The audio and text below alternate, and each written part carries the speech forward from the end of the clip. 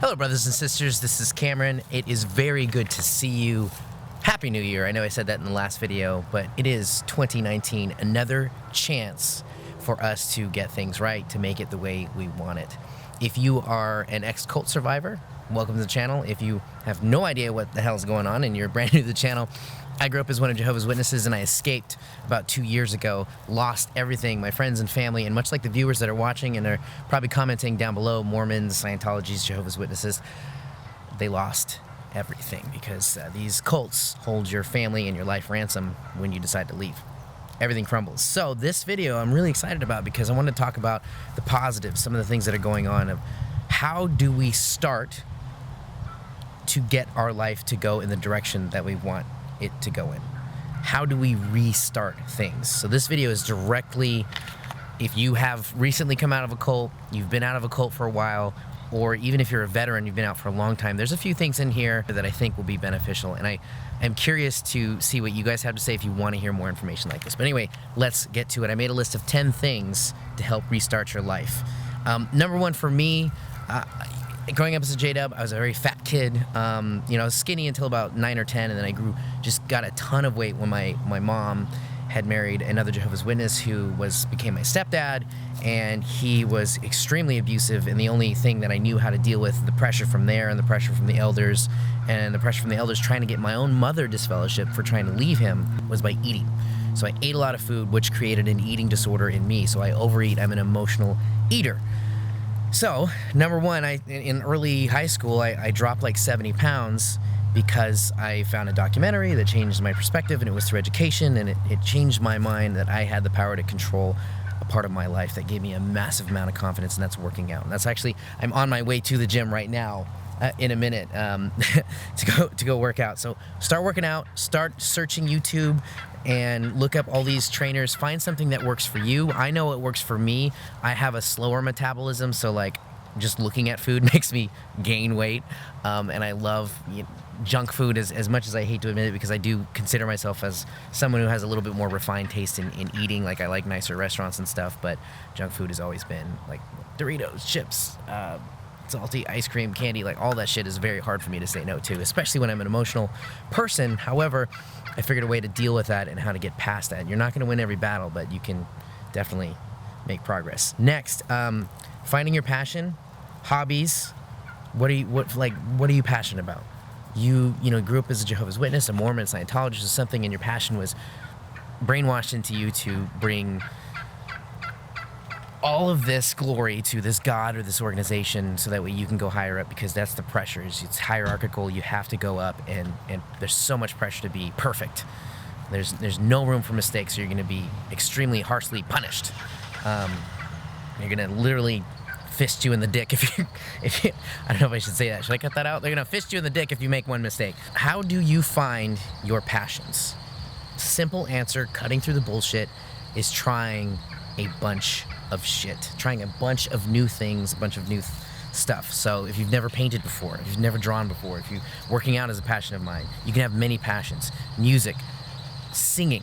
Something I've always wanted to learn how to do is sing. Maybe you don't know, go out and try a bunch of stuff. A good thing for me that I love is actually meetup.com, finding other people that were into geeky stuff. I love movies, games, music, super passionate about that. I'm also super passionate about psychology and social dynamics and how people work and think. That fascinates me. But I love filmmaking too, and it's my passion, and it's my future career, and YouTube and activism, all this stuff that I'm super passionate about. You've got to find out what works for you.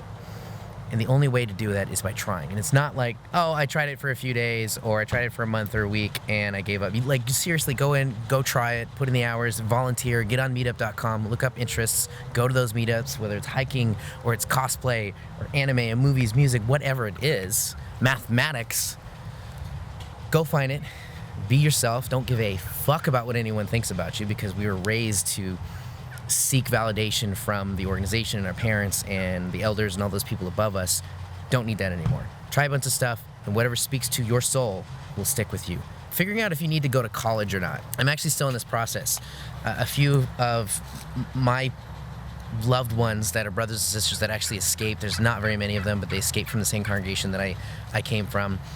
Both of them went to college. I am still kind of in limbo where I'm not really sure, because my passion is filmmaking, and I do not believe that you need to go to college to be better at filmmaking. Some of my favorite cinematographers, from the high end to the indie to the YouTube world, are self-taught, or they Google things. They didn't know what Foley was, so when they needed sound effects, like me, I was like, Googling Foley.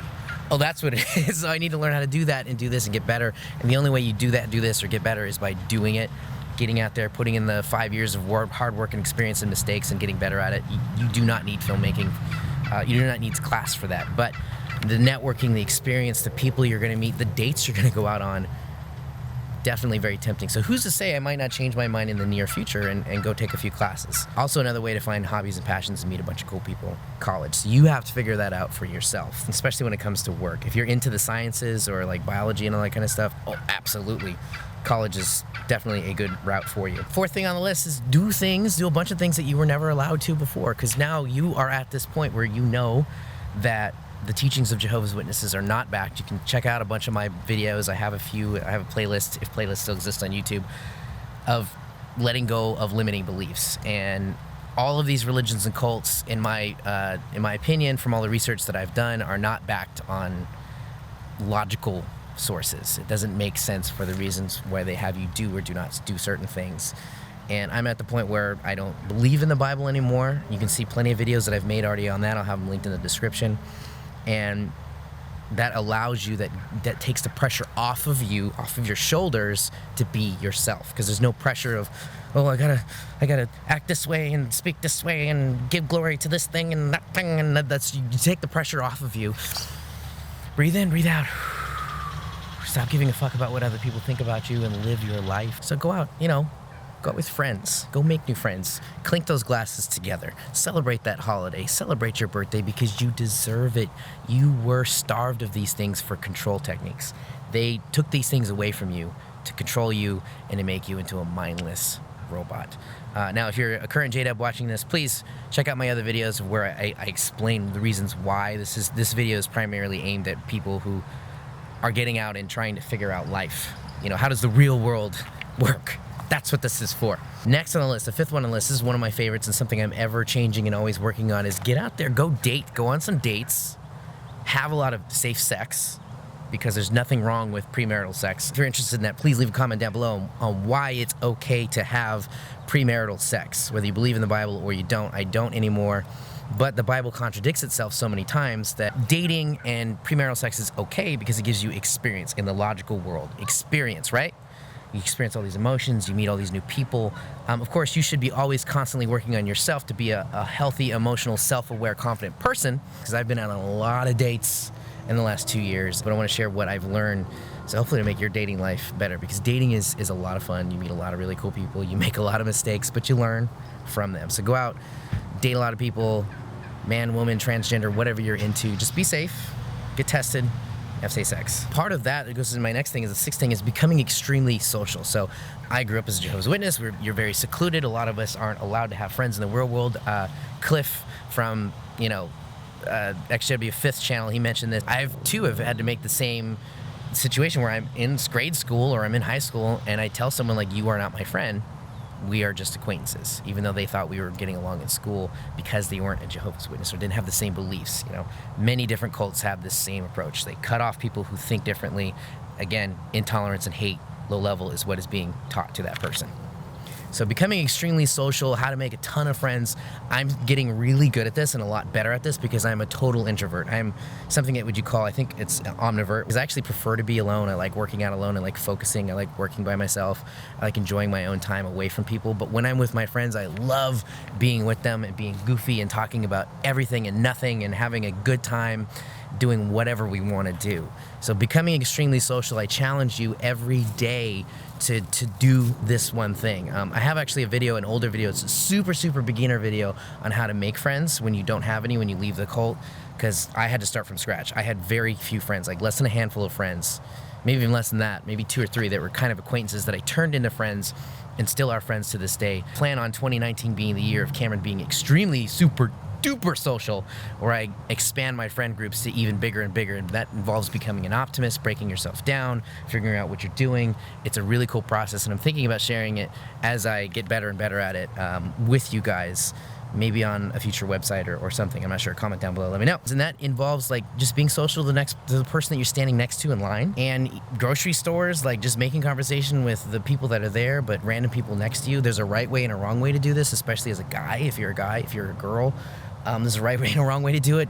Talking to other men and women, it actually involves a lot. So if you want a video on that, let me know. But also like making new and long-lasting friendships with the people that you love, that's extremely imperative. You know, how do you make real friends and filter through these huge social groups that you're making and find someone who actually cares and is gonna be there for you? Of course, that goes on both ways, both sides. The 8th thing that I found is definitely saving money. Save your money. If you're on your own, you don't have a college education because that is denied to you growing up, or you're not willing to work your ass off and hustle yet because you're still so messed up in the head and you're figuring out life, which is me for the first basically 2 years of waking up from the Jehovah's Witnesses. Save your money. Save, because when crap happens, you have a little bit to pull from, and also save and go towards trips and things that you want to do. The 9th thing is be kind but take no shit. You know, basically having standards for yourself. This is something that I think about, I'm going to talk about in the future. This was mind-blowing on changing my mindset and having standards for myself socially, whether I'm dating or having friends. I'm very curious to see what you guys think, because this blew my mind when I figured out how to do this correctly and implement it correctly. So do no harm, take no shit, but also be yourself, be kind of alpha, and have standards. It's huge. And then the last thing is chase your dreams. So after doing all of these things, which I'm going to go throughout the rest of the year, if you guys are interested, which I think you really are, because we're all fucked up and we all need help, chase your dreams. When you've done so many hobbies and you've done so many things, or maybe there's a hobby that you were not allowed to chase growing up, go after that, try that, chase that. It's photography. For me, it's filmmaking and storytelling and connecting people, problem solving, and being a person who actually gives a damn. For me, that's one of my main passions, like one of my top 3. Don't give up. The moment you give up and go, man, it would just be easier to just do this, X, Y, and Z, or take this job and do this thing or do that thing or hang out with my friends, instead of setting aside a time to focus on yourself and your dreams, you will thank me and yourself in the future.